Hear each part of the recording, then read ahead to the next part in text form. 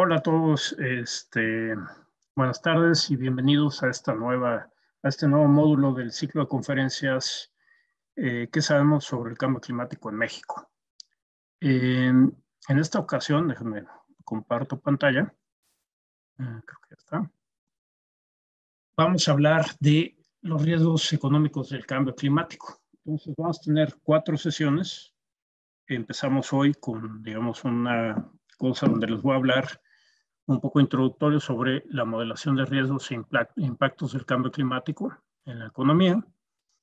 Y vamos a pasar el resto de las sesiones con lo que tiene que ver más con los riesgos de transición y en particular tenemos unos invitados que están haciendo un trabajo muy interesante en el Banco de México.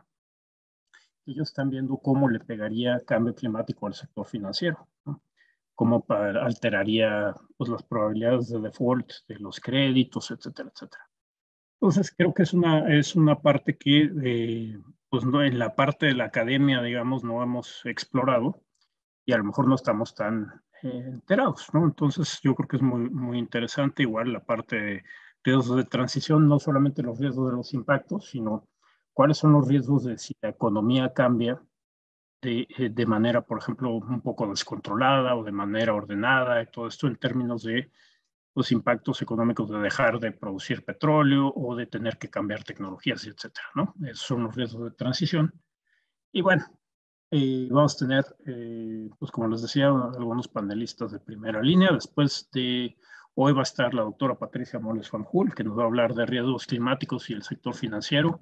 Nos va a presentar lo que se está haciendo ahorita en un esfuerzo internacional de bancos centrales y en general la banca internacional sobre cómo le hacemos para identificar estos riesgos físicos y de transición que impone cambio climático a todo el sector financiero. Eh, Después de eso nos va a hablar Serafín Martínez Jaramillo, también el doctor Serafín es del Banco de México y nos va a estar hablando de cómo cómo se dan estos procesos de contagio entre instituciones bancarias o cómo se puede dar este tipo de procesos frente a los riesgos ya sea de transición o de impactos de cambio climático. Y finalmente tenemos al doctor Juan Carlos Belaustegui Goitia, que nos va a hablar de los riesgos, otra vez, riesgos de transición, la importancia del análisis, ¿no? Él tiene una larga trayectoria trabajando con el Banco Mundial y ahora es profesor y dirige digamos, una unidad de investigación en el ITAM sobre energía y cambio climático. Bueno, sin más, bueno, les agradezco que estén todos aquí y pues yo les voy a platicar de la modelación de los riesgos, de los impactos y riesgos económicos del cambio climático. Vamos a ver unas cosas muy generales y otras ya al final lo voy a aterrizar a lo que hemos estado haciendo en algunas partes de la UNAM y también pues una invitación a que pues, se sumen a estos esfuerzos de modelación de cambio climático en general. Ahorita vamos a hablar un poco de que, bueno, no se puede hablar de la modelación de los impactos en algún sector sin involucrar a todos los demás, ¿no? En todas las demás partes que forman, digamos, el sistema que estamos estudiando. Bueno, tenemos que entender el tipo de problema, porque el cambio climático nos plantea cosas que, digamos, en la formación que, por lo menos a los que ya estamos un poquito más viejos, cuando estábamos en la escuela no nos platicaron, ¿no? Yo soy economista de formación y pues ya quién sabe que soy de formación, ¿no? Ya llevo 20 años trabajando en lo que era el Centro de Ciencias de la Atmósfera y ahora es el Instituto de Ciencias de la Atmósfera y Cambio Climático. Y pues bueno, ahora como coordinador de PINC, pues tengo pues una idea más general de lo que hace la UNAM en todo esto, ¿no? En temas de cambio climático. Y eso permite que uno vaya entendiendo, pues, cómo es diferente cambio climático a los problemas para los que a lo mejor fuimos entrenados formalmente cuando estábamos estudiando, ¿no? Una de las cosas que hay que entender es que, por ejemplo, cuando uno estudia cambio climático, tiene que entrarle a toda la cadena digamos, que liga el desarrollo con los impactos del cambio climático, con la adaptación y con la política pública, ¿no? Entonces, bueno, Para eso hay que entender, por ejemplo, que las proyecciones de clima, de crecimiento económico que se necesitan para tanto ver cómo va a cambiar la población, qué tenemos expuesto en términos económicos, cuáles son las emisiones que lleva este desarrollo y cómo va a cambiar el clima. Todas estas proyecciones de crecimiento económico, clima, y también las proyecciones que se hacen de los impactos potenciales de cambio climático, ya sea físicas, digamos, por ejemplo, en agricultura o por inundaciones o lo que ustedes quieran, son indicativos y los valores numéricos no deben de interpretarse literalmente, ¿no? O sea, si uno dice que va a costar 5 pesos, pues hay que tener en cuenta que eso es ilustrativo, no es que nos vaya a costar exactamente eso. Ahorita les voy a explicar un poco por qué. Otra cosa que es que uno tiene que tener en cuenta con el cambio climático, que a veces es difícil de comunicar, por ejemplo, con los tomadores de decisión y a veces con los mismos colegas en la academia, es que requiere ver los horizontes de tiempo, pues tanto cercanos como lejanos, ¿no? Muchas veces cuando hacemos estudios de cambio climático nos dicen, por ejemplo, tomadores de decisión, pero es que no te vayas al 2100 porque eso ya no significa nada para mí y además pues ya acabó el sexenio, ya acabó lo que sea, ¿no? Entonces, por ejemplo, te piden que des más bien qué significa cambio climático en el corto plazo, ya a lo mucho mediano plazo. Bueno, ahí hay una cosa muy importante que me gustaría subrayar. Pues eso finalmente no solo es digamos, el limitar la información al tomador de decisiones, sino que realmente es mal informar la toma de decisiones. ¿Por qué? Porque, por ejemplo, si ustedes ven los impactos del cambio climático en los próximos 5 años o 10 años, pues una, pues no son tan grandes. Dos, son independientes del escenario de emisiones que escojamos. Así se fuera uno sobre el escenario del Acuerdo de París, para limitar a menos de 2 grados o inclusive a 1,5 grados, pues eso sería igual en los próximos 5 años, prácticamente igual a que si nos fuéramos por el peor escenario de todos, el de mayor emisiones, ¿no? Entonces, se necesita ver el largo plazo, ¿no? Si necesitamos tener en cuenta que nuestras acciones hoy implican cosas no solo hoy y mañana, sino implican cosas, impactos en pues, las próximas décadas y hasta en los próximos siglos, ¿no? Entonces, nuestro horizonte de análisis no se puede limitar a los análisis a los que a lo mejor estamos acostumbrados a hacer y acostumbrados a platicar o a discutir con tomadores de decisiones, ¿no? Otra cosa, en cambio climático, pues no es como las cosas a lo mejor que nos enseñaron otra vez en las escuelas, ¿no? En nuestra preparación formal, por ejemplo, como economista o lo que sea, que estamos pensando en que el modelo representa pues lo que va a ocurrir, que tiene una utilidad, digamos, más de pronóstico para saber qué es lo que va a pasar y entonces reaccionar ante ello, sino que en cambio climático los modelos se usan de otra forma, ¿no? La utilidad de cualquier modelo que pretende simular sistemas complejos, porque, bueno, como vamos a discutir un poquito más adelante, queremos simular todo el sistema para obtener una respuesta, para tener un escenario, digamos, que sea consistente y que tenga valor, necesitamos simular pues, el sistema completo o tener algo que sea consistente con una simulación del sistema complejo, ¿no? Y los sistemas complejos y abiertos pues presentan problemas de que uno difícilmente los puede delimitar y los puede tener todos bien mapeados y con un conocimiento exacto y condiciones que, digamos, serían como para poder hacer una especie de pronóstico o para dar una respuesta concreta y única, ¿no? Entonces, la utilidad de estos modelos es más bien heurística. ¿Qué quiere decir con esto? Estos modelos, su valor está en aprender acerca del sistema, cómo funciona el sistema que estamos estudiando, y en la capacidad de estos modelos para construir escenarios que nos permitan visualizar cómo podría responder ese sistema ante estímulos externos, por ejemplo, el sistema clima, ¿no? ¿Cómo respondería el sistema clima ante un cambio en los forzantes externos, ¿no? En el forzamiento antropogénico, por ejemplo. Pero lo mismo pasa en, no sé, los modelos de impactos de agricultura. No tenemos la capacidad para simular todo ese pues digamos, el sistema completo, ¿no? Y lo que tenemos es pues un modelo que nos permite hacer preguntas sobre cómo funciona ese sistema bajo condiciones idealizadas y que nos ayuda a pensar cuál sería la respuesta del sistema y, más importante aún, cuál sería nuestra respuesta como sociedad o como tomador de decisión ante lo que estamos viendo de cómo está cambiando el sistema, ¿no?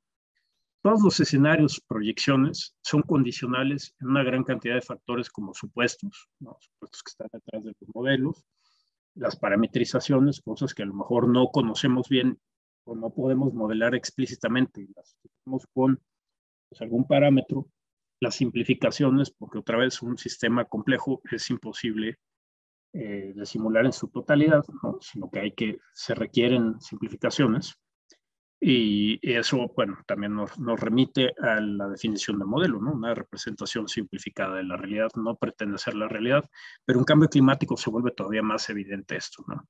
Así como las carencias que tenemos de datos o los problemas con los datos que tenemos, la capacidad de modelación, que no tenemos la capacidad, a lo mejor para, como les decía, modelar, no sé, perfectamente qué ocurre a nivel de los procesos microfísicos de cómo se forman las nubes y este tipo de cosas, ¿no?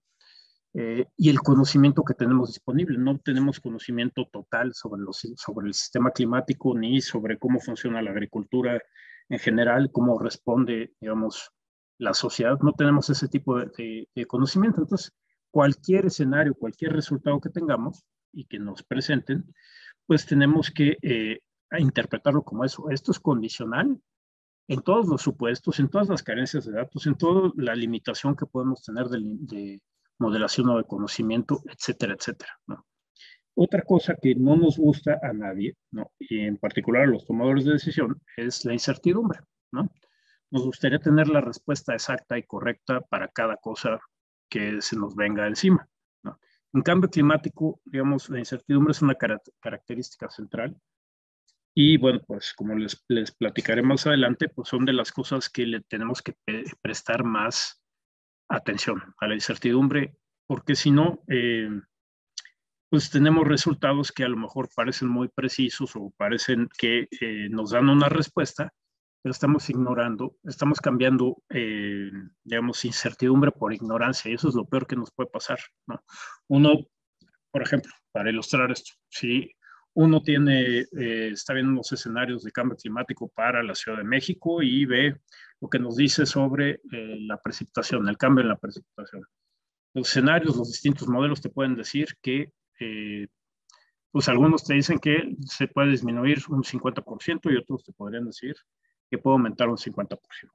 Ese, digamos, representa el estado actual del conocimiento al que tenemos acceso, ¿no? Uno agarra y dice, no, es que le saco la media porque yo creo que es mejor pronóstico que cualquier miembro del ensamble, y entonces te da un número preciso, pues estamos cambiándole al tomador de decisión o al que siga en la cadena de modelación de impactos el abanico de posibilidades que tiene un valor muy importante, se lo estamos cambiando por un número en particular, y eso se llama cambiar incertidumbre por ignorancia, y es muy peligroso, ¿no? ¿Qué tal que resulta que por diversas razones esa estimación exacta o esa estimación puntual no representa lo que puede ocurrir, ¿no? Ahorita vamos a hablar un poquito más de eso, ¿no? Los modelos de cambio climático no son, en general, predictivos, esto ya lo platicamos un poquito, ni sus resultados pretenden calcular la verdadera evolución del sistema modelado. A diferencia, por ejemplo, del pronóstico del tiempo, que queremos ver, por ejemplo, si va a llover esta tarde o si va a llover mañana, o cómo va a estar el asunto, que ahí sí nos interesa estimar cuál va a ser la verdadera evolución del sistema y qué es lo que se va a acabar realizándose de esa evolución. En la parte de cambio climático, eso no es posible, ¿no? Como ya les decía, pues hay un montón de supuestos, hay un montón de incertidumbre, hay un montón de falta de conocimiento que nos diera la capacidad de poder producir lo que sería un pronóstico. Tenemos que movernos por otra cosa que se llama escenarios, ¿no? Y esto viene muy relacionado. Muchas veces uno busca otra vez aplicar lo que nos enseñaron, ¿no? Por ejemplo, verificar qué tan bueno es tu modelo. Pues voy a los datos y checo qué tan bien reproduce la realidad. Bueno, en cambio climático, ahí no va la cosa, ¿no?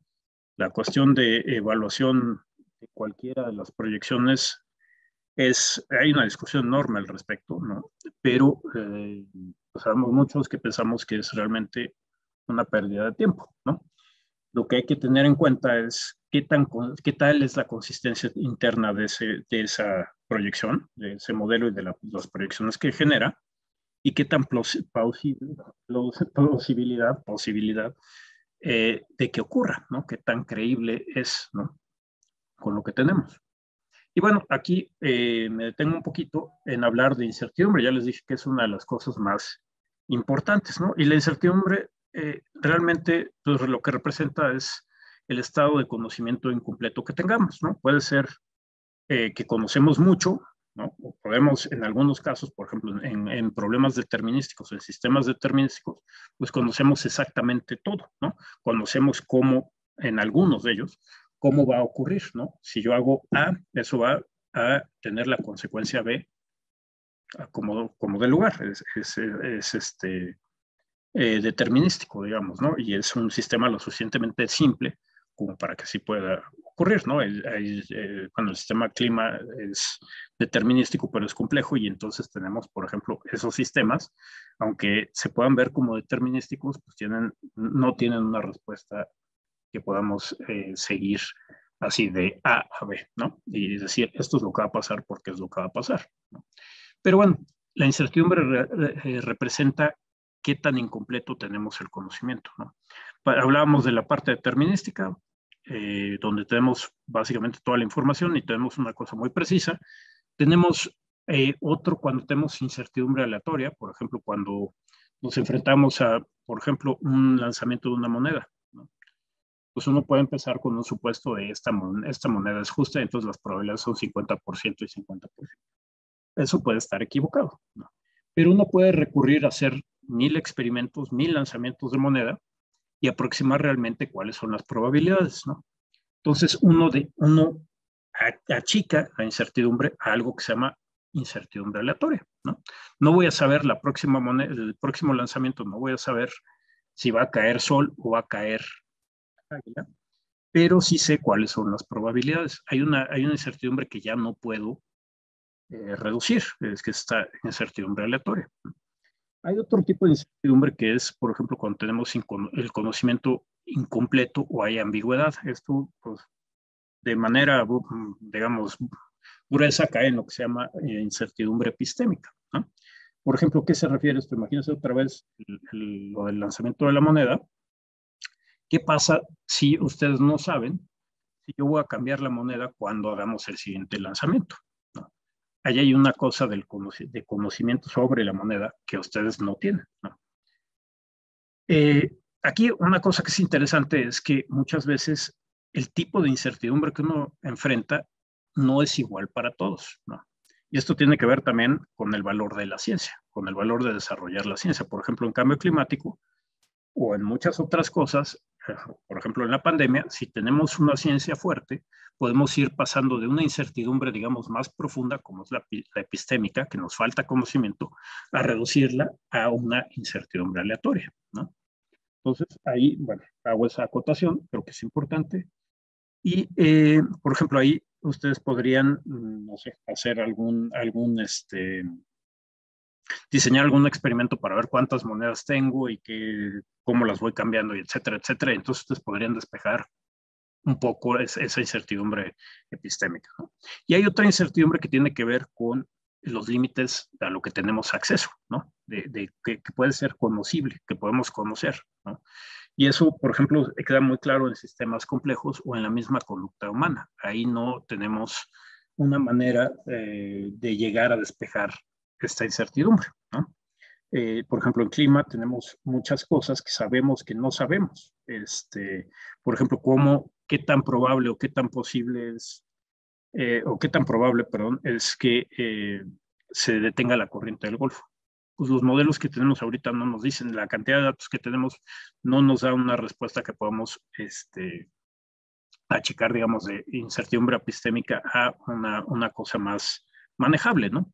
Y también hay sorpresas climáticas que a lo mejor ni nos imaginamos, estos brincos del estado de un estado del sistema clima a otro que no nos imaginamos cómo puedan ocurrir, ¿no? Y dependiendo del tipo de incertidumbre, pues podemos representarlas de manera distinta, ¿no? Valores cuantitativos, por ejemplo, cuando tenemos incertidumbre aleatoria, como con la moneda, ¿no? Hacemos unos experimentos y ya la podemos representar como una distribución, no sé, Bernoulli con tales probabilidades, ¿no?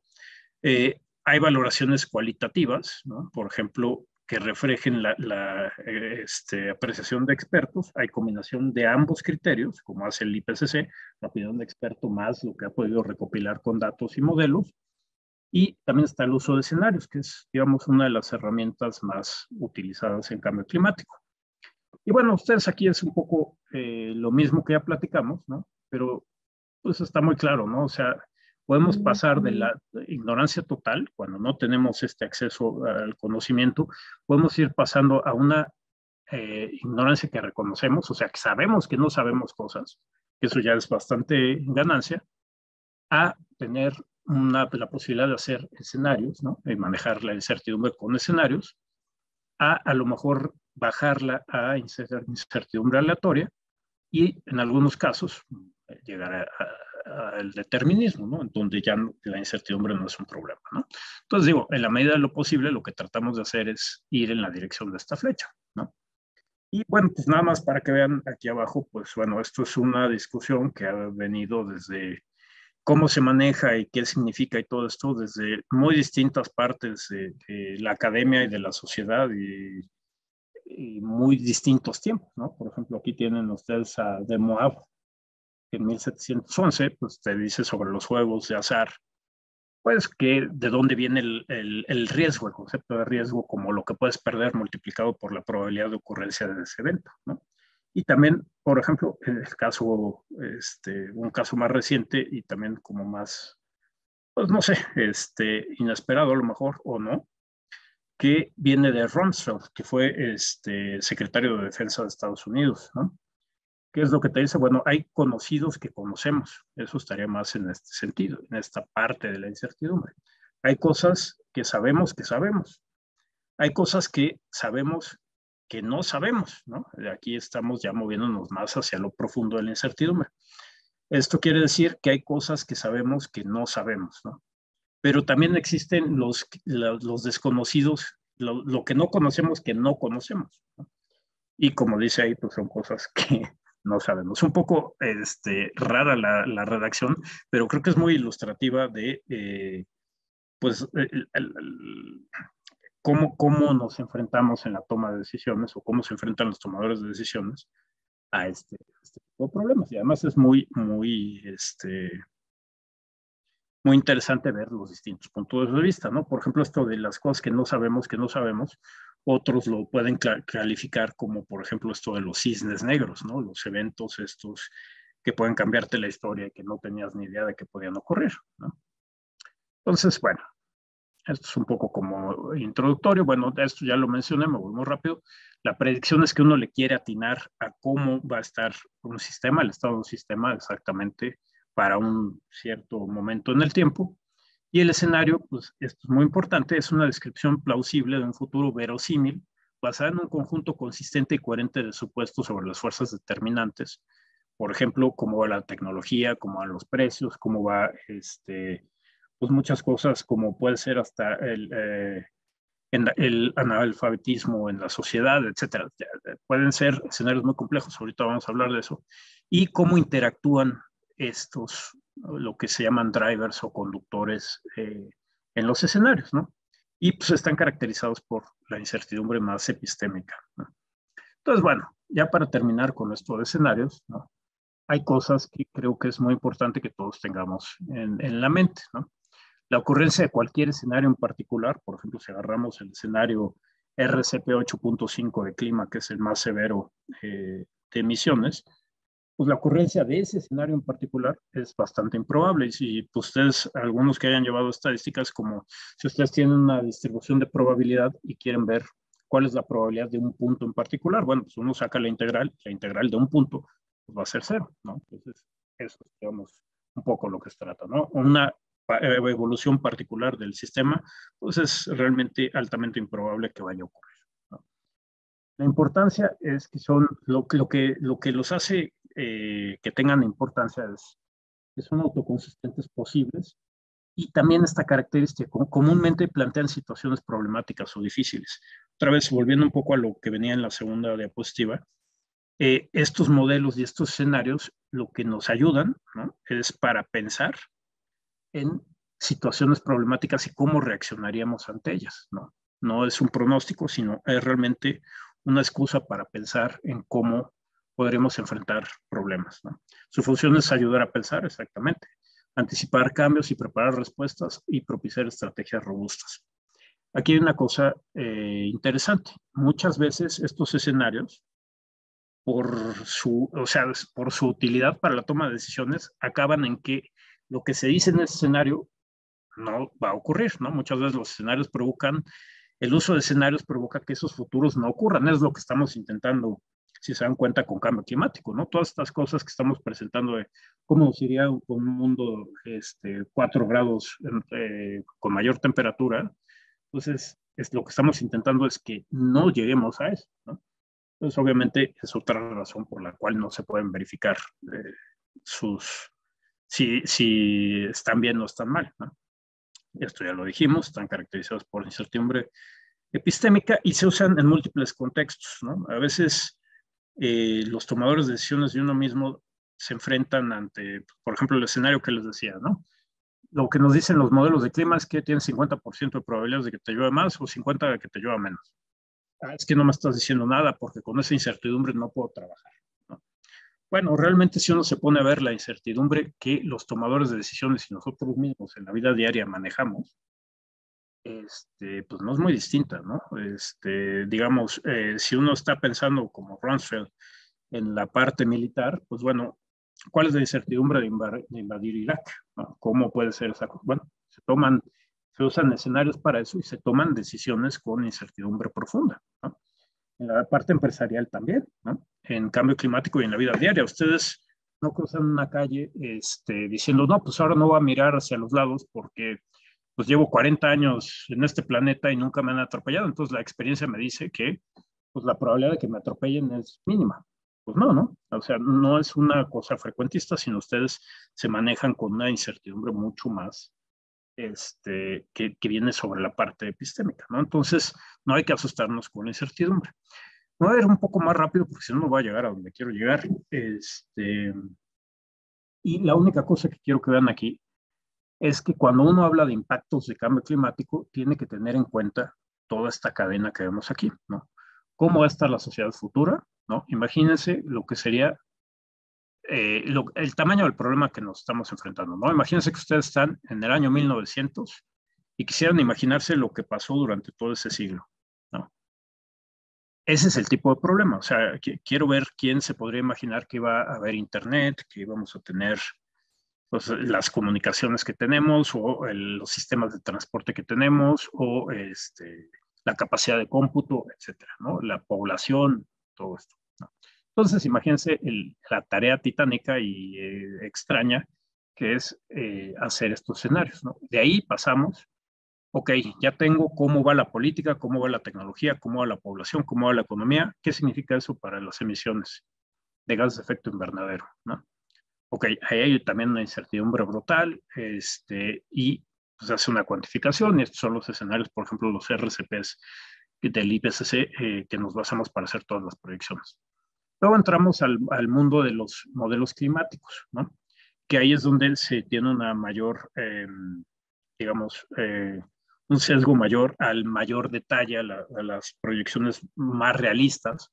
Todo lo anterior, digamos, los escenarios socioeconómicos y de emisiones, pues son con modelos relativamente sencillos, con supuestos heroicos muchas veces. Y aquí pasamos a un nivel de mucho detalle y mucho realismo, que está muy bien porque no solo sirven para hacer estos escenarios de impacto, sino sirven para entender el clima y eso es de importancia suma para el cambio climático y en general para la ciencia en general, ¿no? Luego de ahí llegamos a los modelos de impacto que pues, pueden ser desde una regresión hasta un modelo, por ejemplo, más complicado de cultivo agrícola, ¿no? Donde se simula cómo crecen las hojitas y cómo crece todo esto, pero realmente otra vez volvemos a una cosa mucho más sencilla. Luego, ¿cómo proyectamos esto? ¿Qué significa en los impactos en cierta comunidad o en cierto lugar o en cierto país? Que implica ver parte de la vulnerabilidad y cómo serían asimilados. Y luego llegamos a las respuestas, ¿no? Que puede ser adaptación a la política pública. Lo que quiero, dos cosas quiero que se fijen aquí, la complejidad y cómo van todos atados, ¿no? Esto es a lo que estamos hablando de que cuando yo presento un resultado, pues quiere decir que hay un montón de supuestos que vienen en esta cadena, ¿no? Y la otra cosa es que si ustedes se fijan en esta cadena, que empezamos con cómo va la sociedad futura, a qué voy a hacer con el cambio climático, pues hay distintos niveles de complejidad, ¿no? Entonces, cuando uno plantea cómo le voy a entrar para hacer una modelación de los impactos del cambio climático en lo que ustedes quieran, ¿no? Tiene que tener en cuenta esto. De entrada, estos escenarios, por ejemplo, tienen una complejidad, digamos, media o baja, ¿no? Entramos al mundo de los modelos de clima y entramos a este asunto de el realismo, los procesos muy detallados a una resolución espacial, temporal, muy alta, ¿no? Y con mucho detalle. Y luego regresamos a los modelos de impacto que, pues en el mejor de los casos hay una complejidad media, baja o muy baja. Entonces aquí, cuando uno está pensando en cómo se debe de abordar el problema de impactos, tiene que tener en cuenta dónde va a ponerle uno más canicas al esfuerzo, ¿no? Si uno pone, por ejemplo, muchísima importancia en la parte de modelación, pues está muy bien, pero uno tiene que tener en cuenta que a fin de cuentas es una cadena, ¿no? Y la complejidad, digamos, el nivel de complejidad de todo el problema, de todo lo que ustedes están haciendo para evaluar impactos, está dado por el eslabón más débil, ¿no? Entonces, si ustedes usaron una regresión para hacer su modelo de impactos, pues ya la complejidad que viene detrás, pues como que viene sobrando, ¿no? Entonces, no es que no importe o que no sea fundamental el desarrollo de los modelos, ya lo expliqué ahí para otras cosas y para algunas cosas de impactos mismos es muy importante. Pero, digamos, en los esfuerzos particulares que ustedes vayan a desarrollar, lo que hay que tener cuidado es que a lo mejor no necesitamos la simulación climática de última generación y con la mayor parte de los mayores detalles posibles, ¿no? Hay que pensar las cosas de una manera más pragmática. Y esto es un poco lo que se hace, por ejemplo, en los modelos de evaluación integrada. Estos son unos modelotes enormes que tratan de representar, por ejemplo, el sistema Tierra, ¿no? Las dinámicas de los ecosistemas, cambio climático, la contaminación, los ciclos biogeoquímicos y también los sistemas humanos, cómo responden, ¿no? Y los intercambios entre ellos, ¿no? Evidentemente, aquí el nivel de complejidad para cada proceso y para cada representación tiene que disminuir, ¿no? Pero estos modelos pues, son los que nos dan la entrada a, por ejemplo, los RCPs, que usamos después con modelos climáticos muy importantes, que son los que usamos para la proyección de impactos. Todo eso viene de estos modelos, ¿no? Este tipo de modelos. Ustedes, bueno, parte de esta plática es que quiero que sepan que hay un montón de recursos disponibles y al final voy a hablar un poco más de eso para que ustedes puedan hacer estas cosas de impactos. Por ejemplo, está la base de datos de los SSPs, los Shared Socioeconomic Pathways, que son los escenarios socioeconómicos que propone el IPCC y que van ligados con los RCPs. Ustedes pueden entrar y bajarlos para la región, para todo el mundo, distintas regiones, para distintos grupos de modelación, para distintos escenarios de desarrollo y pueden tener un montón de variables que van desde cobertura de suelo, emisiones, clima, agricultura, población, PIB, ¿no? Y aquí está la liga. No se preocupen mucho por anotarla porque tenemos una sección que voy a hablar al final en el programa de investigación en cambio climático en nuestra página donde ustedes pueden encontrar todos estos recursos.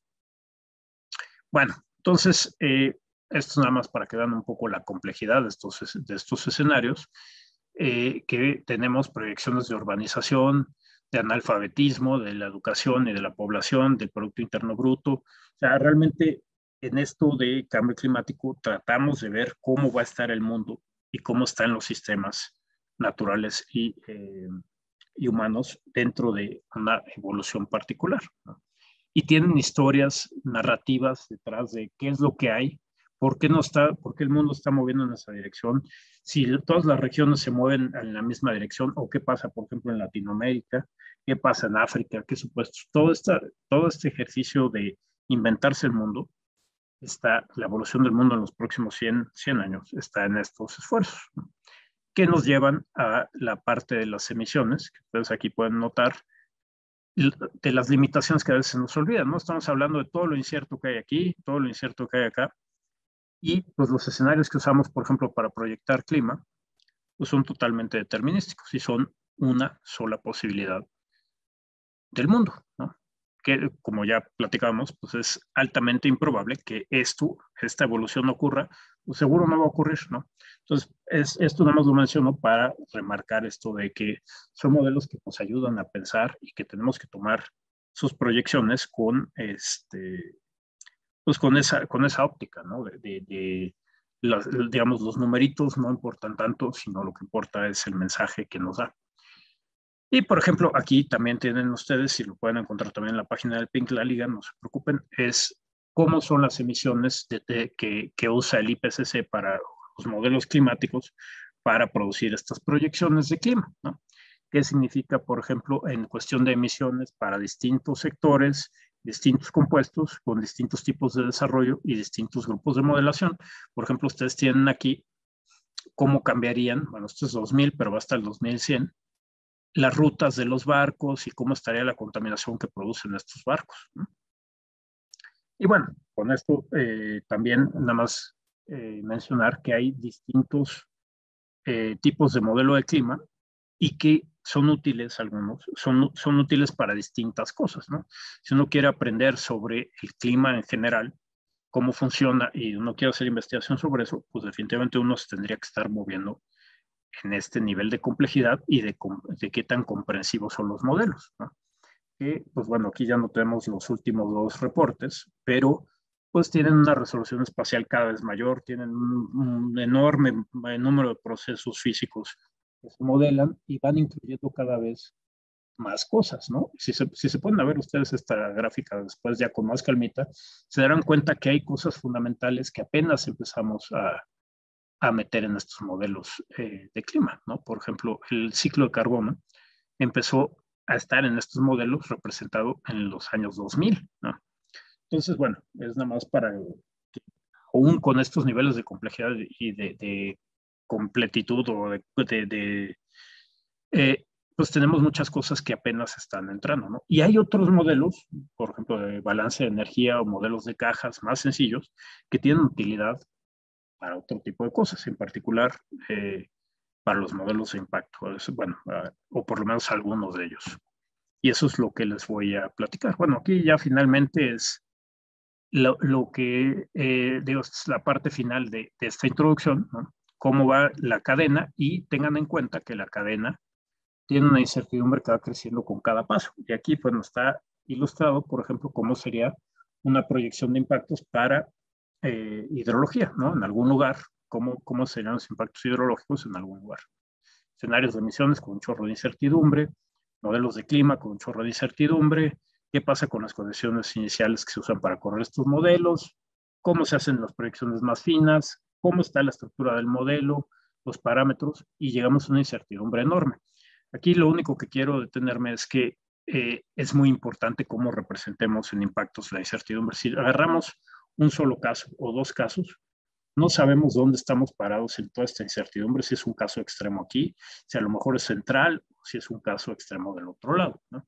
Entonces, la incertidumbre en cambio climático es muy importante. Esta es la página del PINC que les quería mencionar, donde ustedes pueden encontrar pues, múltiples recursos de datos observados, están ligas ahí a distintas fuentes de datos, escenarios de cambio climático, hay software y código para la parte de investigación en cambio climático y hay algunos recursos para docencia. Y pronto, este año, vamos a empezar con una cosa que se llama Data Pink, que vamos a concentrar mucha información para México sobre el cambio climático y para el mundo, y la vamos a tener en un portal donde ustedes no solo puedan consultarla, sino que puedan trabajar con ellas, hacer un poco de modelación, algunas cosas de modelación, y bajar sus resultados recortados para la región que a ustedes les interese, etc. ¿No? Y bueno, esto me va muy rápido. Bueno, las estimaciones de impacto tienen casi esta misma, que aunque digan que es la metodología peseta de un proyecto europeo, pues es la metodología que se usa normalmente y se ha usado en cambio climático durante pues, todo el tiempo, ¿no? Tener datos socioeconómicos, hacer modelación biofísica, que cuáles son los impactos en los distintos sectores y pues pasarlo a veces a cuánto nos cuesta y cómo le afecta eso a la población, ¿no? Y pues para eso hay un montón de distintos modelos, pueden ser modelos, les digo, como de procesos, como pueden ser los modelos agrícolas, modelos estadísticos, otro tipo de modelos de procesos. Por ejemplo, aquí vemos para la evaluación de riesgo de inundación, ¿no? Basados más en, por ejemplo, bueno, modelos por ejemplo, marea de tormenta y estos globales, pero también modelos de sistemas de información geográfica. Y, por ejemplo, ya en economía hay un tipo de modelo que es muy importante, que es los modelos de evaluación integrada del clima y la economía. El que empezó con esto fue William Nordhaus y en el 2018 le dieron el Premio Nobel de Economía por esta aportación, ¿no? Por ver el sistema clima y el sistema, digamos, de economía y humano como integrados, ¿no? Tratar de modelar todo, ¿no? De una manera completa el problema de cambio climático, ¿no? Y lo que busca es dar un marco de análisis de política climática. ¿Qué tendría que hacer el mundo? ¿Cómo lo hacen? Pues bueno, simplificando. Si uno quiere abordar todo el sistema, pues tiene que simplificar, tratar de hacerlo lo más transparente posible, integral y combinar el conocimiento de muchas disciplinas. Y aquí otra vez, bueno, hago una invitación porque esto lo estamos desarrollando en la UNAM y hago una invitación, por ejemplo, a los estudiantes que les interesa este tipo de modelación, que se acerquen porque estamos dedicando bastantes esfuerzos en avanzar en esto, ¿no? Entonces, bueno, ¿qué tienen estos modelos? Por ejemplo, desarrollo, cómo va la economía, cómo va la población, qué son las emisiones, cómo afecta las concentraciones atmosféricas de distintos compuestos, cómo le pega el clima y el clima, cómo nos pega a nosotros y se cierra el círculo y podemos hacer evaluaciones de qué pasa si yo cambio algo en la tecnología o en la población o en la economía, o etcétera, etcétera, o hago cuestiones de adaptación o reducción de riesgos, ¿no? O de impactos. Entonces, el problema con esto es que hay un problema muy claro de traducción entre lo que dicen los científicos, digamos, de ciencias naturales que cambio climático implica. Por ejemplo, ustedes pueden ver aquí, para cada aumento de 1 grado, pues, ¿qué nos dice el IPCC que podría ocurrir, ¿no? Digo, va desde aumento en potencial agrícola, que eso se supone que ya lo estaremos viendo ahorita, y después de eso, pues baja la producción agrícola, perdemos biodiversidad, tenemos problemas de alimentación y de recursos hídricos, hasta, por ejemplo, con 6 grados extinción generalizada de especie. Ahora bien, para los economistas, ¿qué significa? Entonces, aquí tienen distintos personajes de cambio climático, ¿no? De los economistas más importantes de cambio climático que tienen sus modelos de evaluación integrada y qué significa en pérdidas económicas como porcentaje del PIB, el Producto Interno Bruto Global, a distintos aumentos en la temperatura global, que va desde 0 hasta 6, desde 0 hasta 6. Comparen ustedes una cosa con la otra. Y digamos, el modelo que da la proyección más grave nos dice que esto que estamos viendo aquí equivale como a perder 10% del PIB. El modelo más optimista, Mendelssohn, nos dice que pues no pasa nada, la economía está completamente aislada de lo que pueda pasar en el clima, ¿no? Entonces, tenemos un problema básico de traducción, ¿no? Y esto se debe, básicamente, o sea, lo que esto refleja es más nuestra incapacidad de modelación en estas cosas y las eficiencias que tienen los modelos existentes en, en la economía del cambio climático, ¿no? Pero estos modelos tienen una importancia muy grande en la toma de decisiones a nivel global y en orientar la política climática. Entonces, hay varias cosas en las que, por ejemplo, ¿qué está mal representado aquí? Un montón de cosas. Por ejemplo, la interacción con distintos problemas. Uno que abordamos nosotros y que les hablo en un momento es la isla de calor, ¿no? En ciudades. Cómo interactúa cambio climático local con cambio climático global. ¿Qué pasa con las catástrofes climáticas? Ahí, por ejemplo, el doctor Julián Velasco y el grupo de investigación en el ICAC hizo un análisis de qué pasaba si se detiene la corriente del Golfo, ¿no? Que incluso a nivel global hay muy poquita información sobre qué pasa en esos casos, ¿no? Es una cosa que se tiene que explorar porque tiene un impacto muy grande en el riesgo que podríamos enfrentar. ¿Qué otra cosa? Pues bueno, ¿cómo modelamos la parte económica si los impactos son permanentes o transitorios, ¿no? De clima, etcétera. Y bueno, ahí es donde entramos nosotros en la UNAM, estamos haciendo distintos esfuerzos y también se están apoyando desde el PINC para hacer estos modelos de evaluación integrada con ciertos, atendiendo algunos problemas que se han identificado que no están bien modelados, ¿no? Tenemos un modelo que digamos es el principal, que se llama el ClimRisk, que tiene distintos módulos, por ejemplo, para inundaciones de río, estamos desarrollando el agrícola, el de biodiversidad ya casi está, etcétera. Tenemos otros modelos más enfocados para la toma de decisiones, para que los tomadores de decisión en cualquier computadora lo puedan correr y puedan ver qué podría implicar cambio climático. Por ejemplo, tenemos este que se llama IRCA, que es sobre agricultura. Ahorita les voy a mostrar algo de eso. Y pues bueno, lo que tenemos, por ejemplo, en el ClimRisk, pues tenemos escenarios socioeconómicos espacialmente explícitos. Importa dónde ocurren las cosas, dónde hay el crecimiento, dónde está la población, para estimar los riesgos y los impactos. Eso no hay otro modelo de clima y economía en el mundo que tenga eso. Tenemos, en este modelo podemos simular 41 modelos de circulación general que están en el IPCC, para los escenarios de emisiones que el tomador de decisión quiera explorar.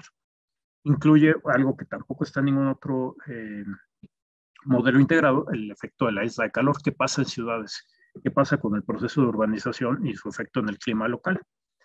Tiene distintas funciones de impacto que hemos ido desarrollando y otras que hemos tomado, que nos dan la capacidad de ver todo lo que está en la literatura, lo podemos reproducir con un solo modelo y incluye una cosa que tampoco está en otros modelos, son medidas de riesgo que el usuario, el tomador de decisión, puede definir. Y esto tiene que ver con probabilidades de ocurrencia, con fechas críticas para rebasar estos umbrales, etcétera. Bueno, me voy muy rápido con esto. Aquí ustedes pueden ver, por ejemplo, cómo crece la población del mundo de distintos escenarios, bajo la cuantificación de un grupo de modelación particular. El módulo climático, bueno, ya se los expliqué un poco aquí. Yo lo único que quiero que vean es, por ejemplo, si se fijan en este mapa, va año con año, y lo que estamos viendo aquí, cuál es el riesgo de exceder umbrales como, por ejemplo, 2.5 grados de calentamiento en cada punto de la malla y que la precipitación disminuya, ¿no? Al menos 10%. Esto es de interés porque ustedes se van a la literatura, por ejemplo, esto tiene que ver con el crecimiento de biomasa. Algunos autores lo han ligado con migración y conflicto, ¿no? Humano. Y ustedes pueden ver, pues, dónde las probabilidades de rebasar estos umbrales son mucho mayores, ¿no? Ustedes pueden ver, y además pueden ver que México, pues en particular, sí nos toca, no como el Mediterráneo, pero bueno, sí, las probabilidades de que rebasemos esos umbrales son altas, ¿no? Bueno, otra vez me voy un poco rápido.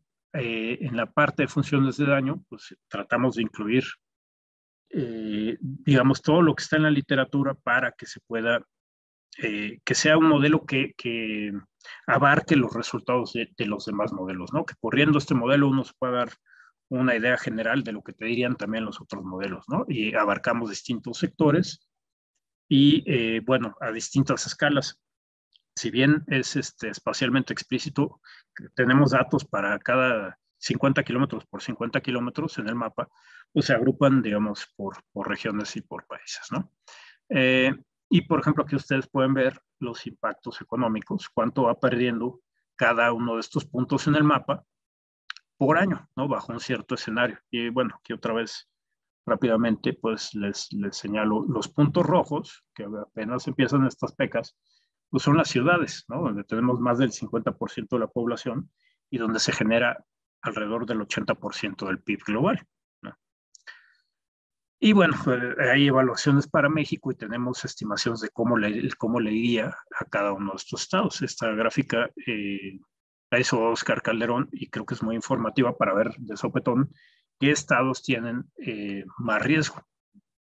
Y bueno, los modelos, la parte de evaluación de riesgo, tenemos un montón de métricas. Me voy a ir rápido porque ya estoy llegando al tiempo límite. Por ejemplo, esto es qué fechas rebasaríamos umbrales peligrosos, por ejemplo, a lo mejor en términos de biodiversidad, como argumentamos en este artículo, ¿no? Por ejemplo, rebasar 3.5 grados, ¿no? Tiene ciertas implicaciones por biodiversidad.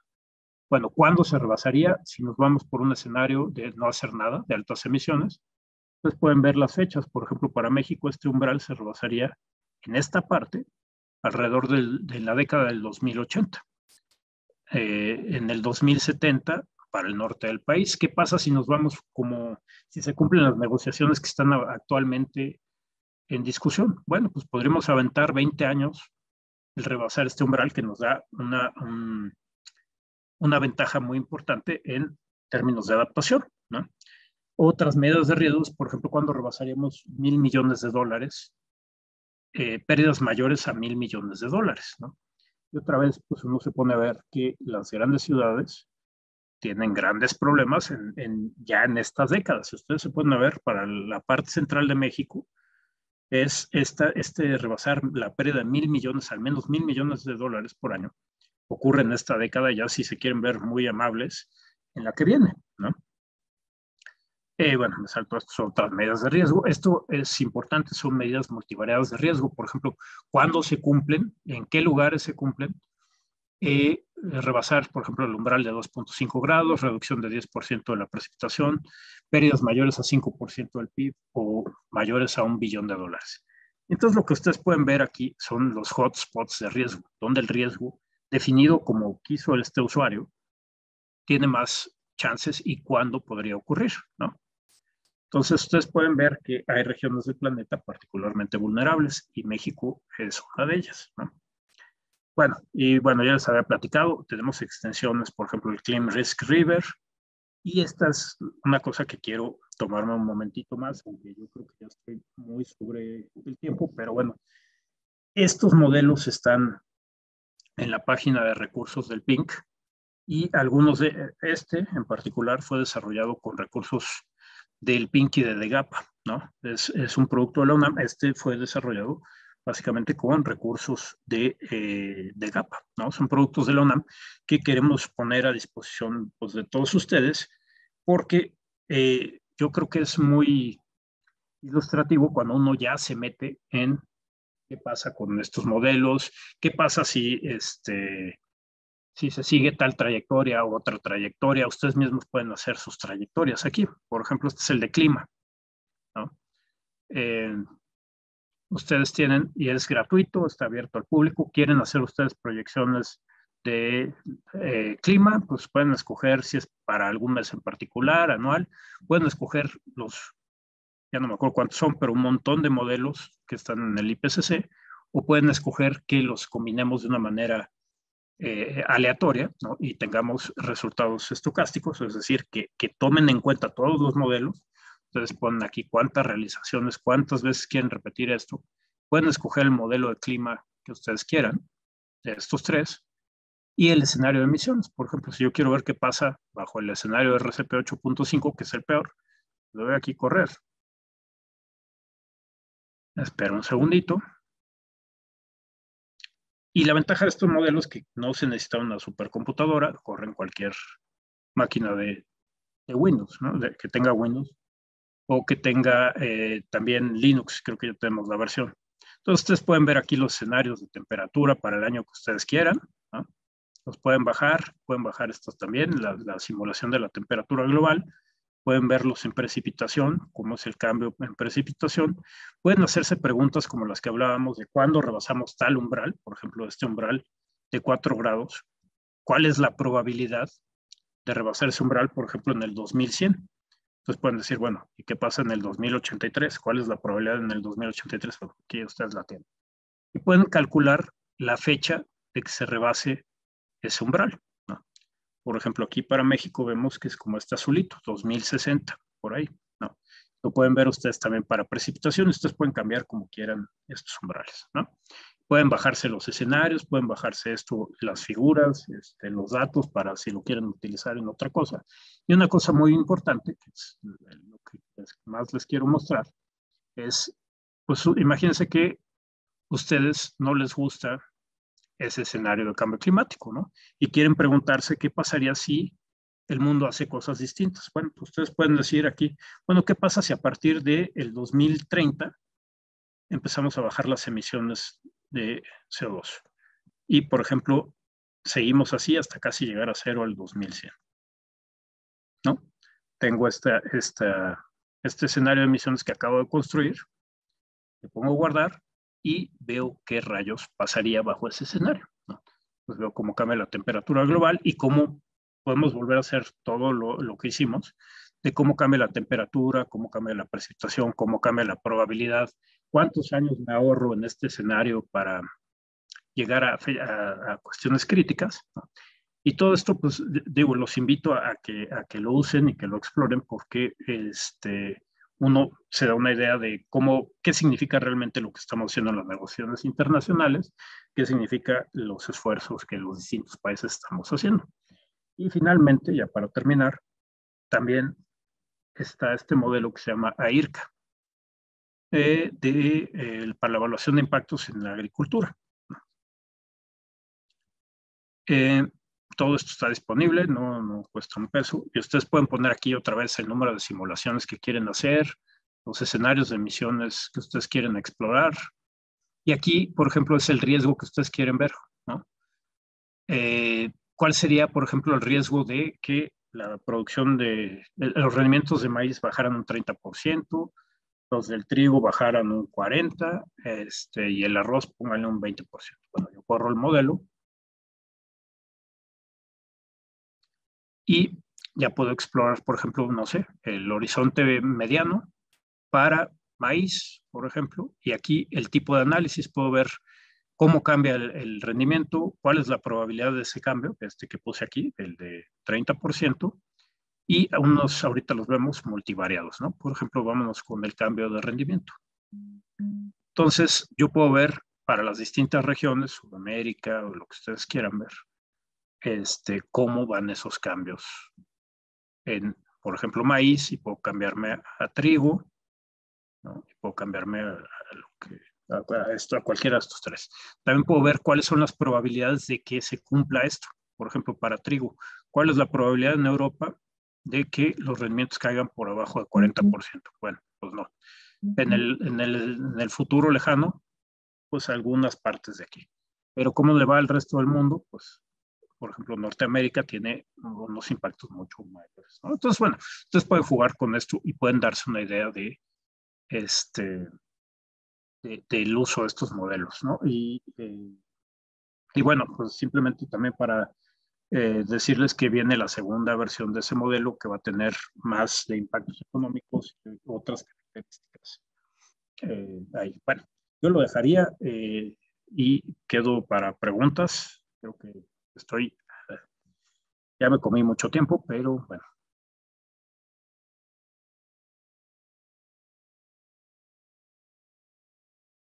Alguien, a ver, por ahí tenemos preguntas, déjenme ver. Estoy viendo el chat. Muchas gracias, Sandra. Tenemos aquí una pregunta que es: ¿cómo pueden comunicar los riesgos económicos del cambio climático a funcionarios de gobierno que o no entienden el problema o que apuestan por ir en sentido contrario a lo que dice la ciencia? Esta es una pregunta de Clemente. Pues esa es la pregunta de los 64,000. Yo creo que también poniendo este tipo de modelos a disposición y hechos, digamos, para usuarios no necesariamente expertos en cambio climático, podemos empezar a permear o que haya un mejor entendimiento de qué significan estas cosas y cómo nuestras acciones pueden modificar los impactos, ¿no? Y los riesgos. Es muy complicado, pero creo que, pues miren, de los 20 años que llevo ya en esto, sí puedo decir que creo que nos estamos moviendo en la dirección correcta, ¿no? Nos entendemos mucho mejor los tomadores de decisiones, o algunos, y la academia, ¿no? Ahí, bueno, hay a veces retrocesos, como puede significar la desaparición del INEC, ¿no? Que se ha propuesto, ¿no? Porque uno lleva años construyendo contrapartes a la academia que están metidos en el problema, que hacen cosas de investigación, que entienden la importancia de esto y que están ellos haciendo la transición de este conocimiento a la política pública. Y esos esfuerzos que llevan décadas pues, se pueden perder, ¿no? Entonces hay ahí cuestiones que tendríamos que tener mucho cuidado, ¿no? No sé si alguien más tenga preguntas, comentarios. Estamos todavía a tiempo para algunas cosas. Norma Olvera, hola Norma. ¿Podría considerar un taller o cápsulas para comprender los elementos básicos de la economía? Sí, de hecho estamos pensando en el espacio interactivo del PIC, hacer uno sobre, pues desde escenarios o cuestiones de economía y de modelación. Así que estén pendientes, eso en principio ocurriría en el corto plazo. No sé si alguien más tenga algún comentario, una pregunta. Gracias a ti, Norma. Y bueno, si no hay, pues nos vamos yendo, no sin antes, permítanme. Ah, ¿Qué opina de la economía circular como medida para enfrentar el cambio climático? Yo creo que la economía circular es algo que tenemos que hacer de cualquier forma, ¿no? O sea, hay razones múltiples para hacerlo, ¿no? Y definitivamente pues es una gran ayuda para combatir el cambio climático, pero no basta, ¿no? O sea, necesitamos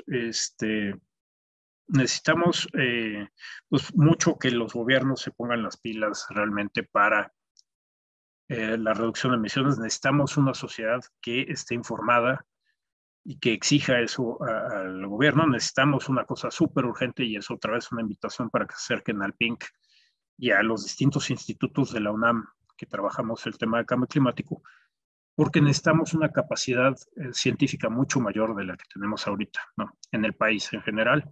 Entonces, ustedes se pueden ver, si tenemos 30,000 investigadores en el Sistema Nacional de Investigadores, el SNI, el CONACYT, y esos 30,000 están encargados de ver todos los temas de ciencia, digamos, desde ciencias sociales hasta ciencias naturales, para todo el país con la gran diversidad en lo que ustedes quieran, en biodiversidad, en cuestiones socioeconómicas, geográficas, en cuestiones de clima. Imagínense, de esos 30,000 somos una mini proporción de los que estamos viendo cuestiones relacionadas con clima o con cambio climático, ¿no? Entonces necesitamos la generación de esos cuadros altamente preparados, ¿no? Y pues los jóvenes necesitamos muchísimo la participación de ustedes para pues inventarnos nuevas cosas, inventarnos estas cosas, no sé si les motive, pero a mí me motiva mucho cuando veo, por ejemplo, todos estos modelos y todas las carencias que tienen, todas las cosas que están mal o que, no, bueno, qué padre, ¿no? Uno puede hacer una aportación a lo mejor en esto, ¿no? Eh, Déjenme ver, porque ahora vi algunas cosas. Muchísimas gracias por las felicitaciones. Anaís, muchas gracias. Alberto, eh, Yarol, Bernie, han explorado implementar funciones de daño para bienes fuera de mercado, a veces se llaman beneficios intangibles. ¿Hay plan futuro hay plan de implementarlas en el futuro? Sí, contigo, de hecho. ¿Cuándo hacemos eso? ¿No? Ya urge, ¿no? Y esta, otra vez, es una invitación, no solo para Bernardo, sino para todos los que están por ahí. Vamos haciendo estas cosas, ¿no? Muchísimas gracias Marco, un gran abrazo. Muchísimas gracias. Doris Martínez, ¿cuál es la razón por la que las diferentes plataformas para México, Atlas de Cambio Climático y NECT, se disponen de 4 modelos de escenarios de cambio climático? Pero hay más. Es porque son los que más se asemejan a las condiciones del país. En un gráfico mostró que hay más modelos para el mundo. Sí, hay un montón de modelos. Hay un montón. Ha habido una discusión muy larga de qué modelos se deben usar y también hay distintas razones, ¿no? Hay o hubo, sigue habiendo a lo mejor, algunas personas que sí creen que, por ejemplo, se puede distinguir entre cuál es un buen modelo para México y cuál es un modelo que a lo mejor no es tan bueno para México en términos de cambio climático. Nosotros, bueno, a quien le interese, le pido que me mande un correo. Nosotros publicamos un artículo el año pasado en el Journal of Climate, precisamente proponiendo un nuevo método para esto de tratar de hacer ranking de modelos y cuál es bueno y cuál es malo y todo esto.